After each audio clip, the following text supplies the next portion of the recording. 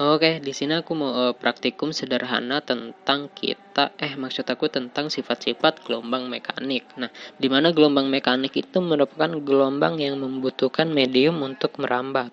Nah, jadi di sini sifat-sifatnya itu yang pertama ada refleksi. Nah, refleksi di sini bukan pijat ya. Refleksi di sini merupakan dapat dipantulkan. Nah, terus ada difraksi yaitu dapat dibelokkan, lalu ada refleksi yaitu dapat dibiaskan dan ada interferensi itu dapat dipadukan.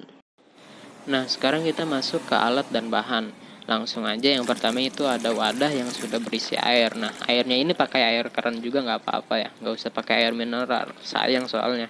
Terus juga jangan pakai air got ya, bau. Nah, lalu ada 2 buah sedotan.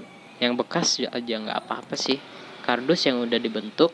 Lalu yang terakhir itu ada sirup marjan. Nah, kenapa sirup marjan? Sebenarnya nggak harus sirup marjan sih. Yang penting bisa membuat air menjadi berwarna. Kayak hidup kamu kalau ada aku. Aduh. Oke. Sebelum kita masuk ke praktikum, langkah pertama itu tuangin sirup marjannya ke wadah yang berisi air. Nah, ini tujuannya biar lebih jelas nih saat kita melihat gelombang. Nah, terus aduk sampai menyatu kayak cinta kita. Oke, sip.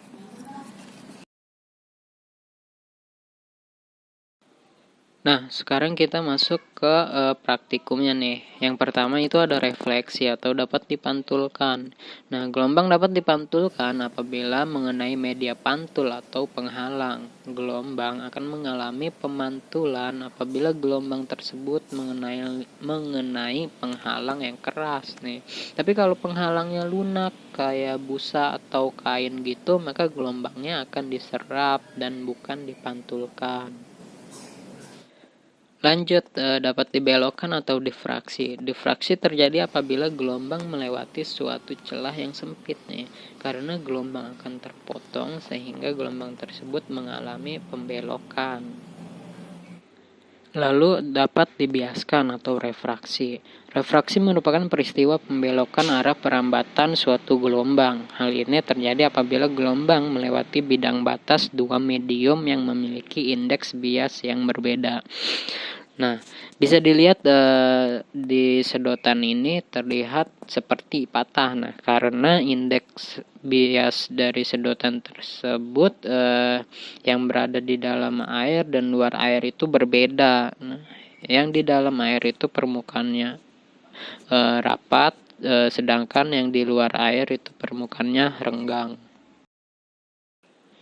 Dan yang terakhir itu dapat dipadukan atau interferensi. Nah, interferensi ini dibagi nih menjadi 2, yaitu interferensi destruktif atau tidak sepase dan interferensi konstruktif atau sepase. Nah, kita bahas dulu yang pertama nih, yang interferensi destruktif atau yang tidak sepase.